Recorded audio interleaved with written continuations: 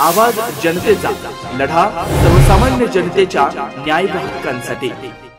नाशिक परिक्षेत्राचे विशेष पोलीस महानिरीक्षक दत्तात्रय कराळे रविवारी राहुरीत येऊन पोलीस स्टेशनची वार्षिक तपासणी करत कामकाजाबाबत समाधान व्यक्त केलं।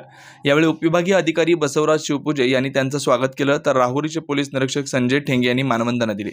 प्रसंगी अहिल्यानगरचे पोलीस अधीक्षक राकेश ओला, अप्पर पोलीस अधीक्षक वैभव कलमुर्मे उपस्थित होते।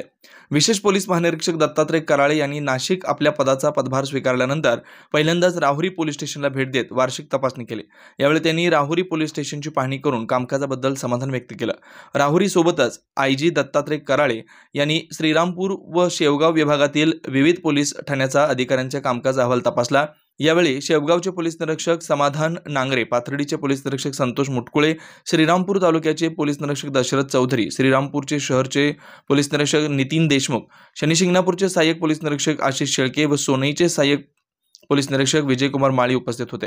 राहुरी व्यापारी संघटनेच्या वतीनं विशेष पोलीस महानिरीक्षक दत्तात्रय कराळे यांचा सन्मान करण्यात आला। व्यापारी असोसिएशनचे अध्यक्ष प्रकाश पारक, देवेंद्र लांबे, बाळासाहेब उंडे, अनिल कासार, सूर्यकांत भुजाडी, विलास तरवडे, राजेंद्र दरक, संजय उदावंत यांनी सन्मान केला।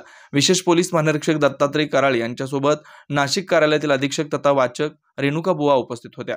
आवाज जनतेसाठी श्रीकांत जाधवसह ऋषी राऊत, राहुरी।